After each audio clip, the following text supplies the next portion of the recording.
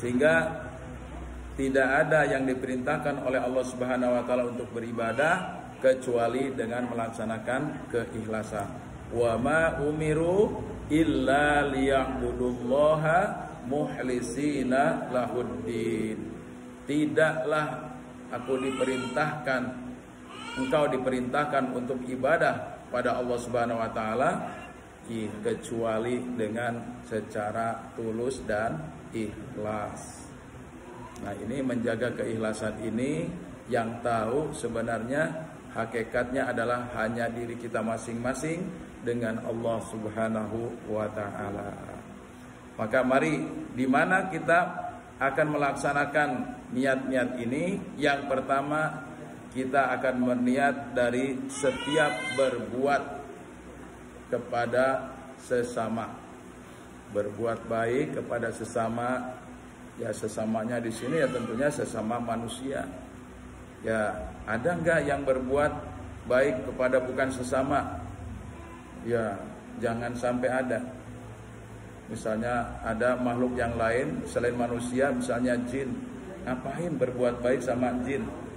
Kita tidak disyariatkan, ya, tidak disyariatkan, tidak ada aturan atau diperintah untuk berhubungan dengan jin. Bahkan kita harus ta'awuz kepada Allah Subhanahu wa taala. Kan Ustadz, jin itu ada yang Islam, ada yang kafir, enggak peduli. Ya, mau jin mau kafir, kalau seukuran kayak seperti kita tak usah lah. Ya Bu, tak usah. Kita hanya hablum minallah wa hablum minan nas. Kita hanya berhubungan dengan Allah sebagai Sang Khalik, Sang Pencipta kita, yang harus kita ibadahi setiap waktu, setiap saat, yang harus kita turuti segala aturan-aturannya, dan juga kepada sesama manusia dengan cara setiap hari kita saling tolong-menolong, saling bantu-membantu, saling ingat mengingatkan, saling nasihat menasehati. Itu dengan sesama manusia. Seperti hari ini, ya, wadzakir fa inna dzikra tanfa'ul mu'minin. Hari ini, jam ini, kita sama-sama saling untuk mengingatkan kepada diri kita masing-masing, yaitu tentang apa? Tentang sesuatu kebaikan, atau bagaimana caranya kita untuk berbuat baik itu diawali dengan niat karena Allah Subhanahu wa taala. Rasulullah sallallahu alaihi wasallam bersabda, sebaik-baik manusia adalah orang yang paling bermanfaat bagi manusia lainnya.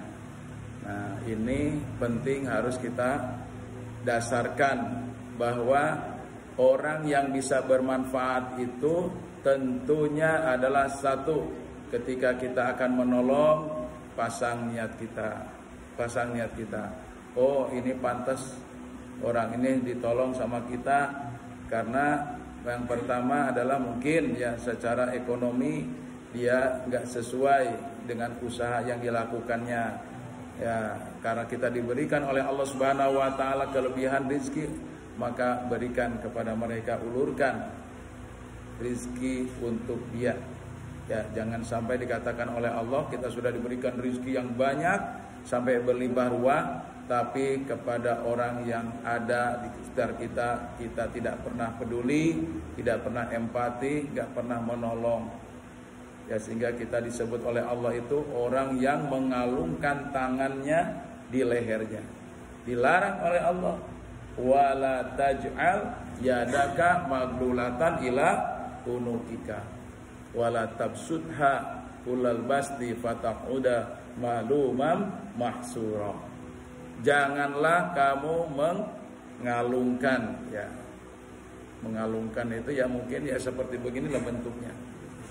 Ya, mengalungkan tangannya ke dalam punggung atau ke dalam tengkuk kita ini, ya, gulu kita, dalam rangka untuk apa? Itu satu simbol kita tidak mau kepada orang itu membantu dengan harta, ya, dengan tenaga, dengan pikiran. Banyak sebenarnya kalau kita mau, kita berbuat baik kepada saudara-saudara kita dengan sesama, ya, terutama kepada orang-orang terdekat kita lah, ya.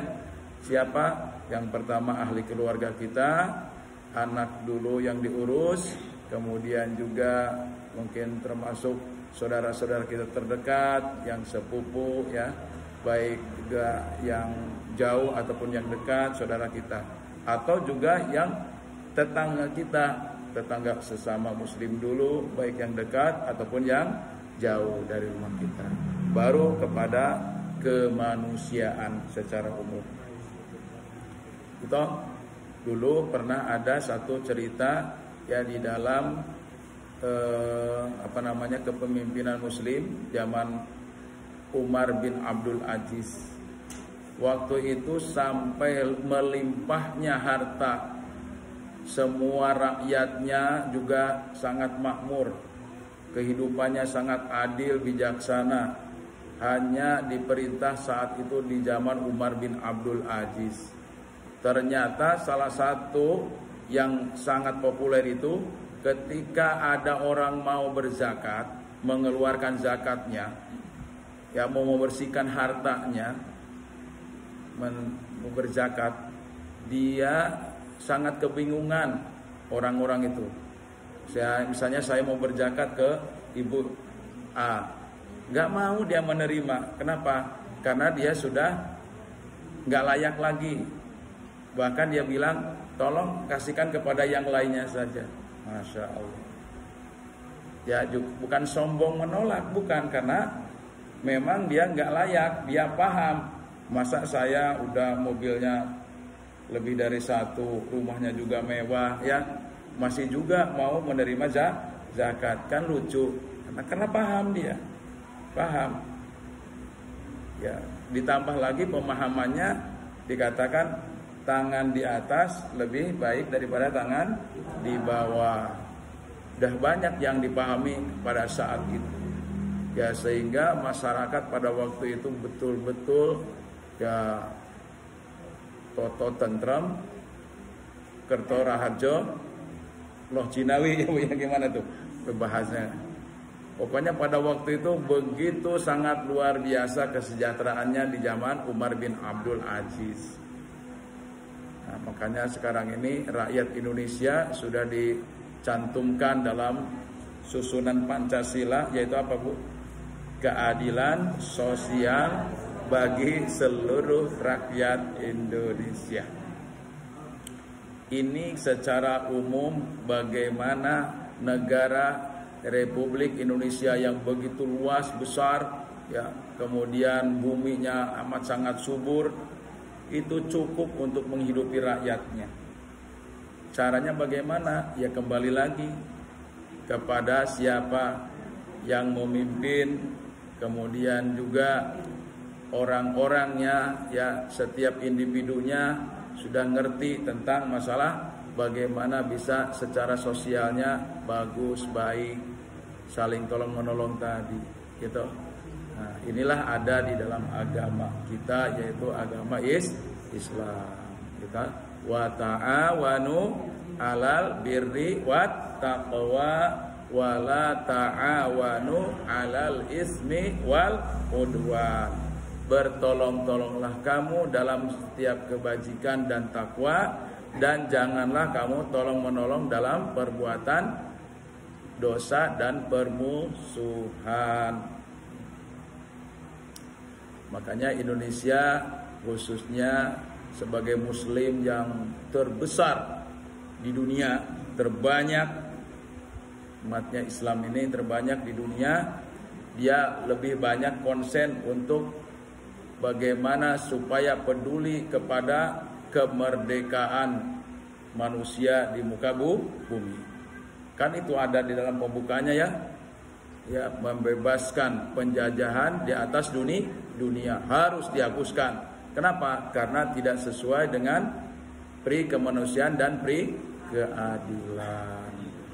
Insya Allah ini sampai kepada seluruh dunia pernyataan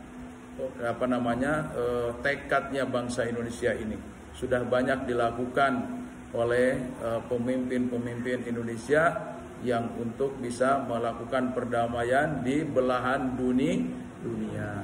Hari ini yang sedang dilakukan itu di bumi Palestina.